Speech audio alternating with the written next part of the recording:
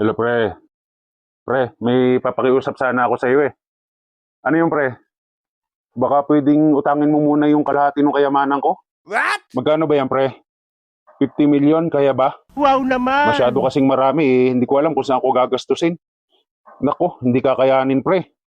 Eh ako nga namumroblema din kung saan ko gagastusin yung kayamanan ko eh. Eh kahapon nga yung dalawang bodyguard ko maglalakad pa uwi eh. Naawa naman ako eh binilhan ko ng tig-isang BMW. Ganun ba? Paano kaya to? Baka naman pwede kahit 25 million lang pre. Para mabawasan lang kahit konti.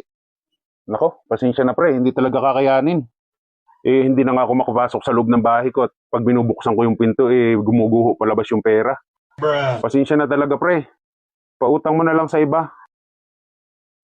Sige pre, pasensya na, nagbaka sakali lang naman ako.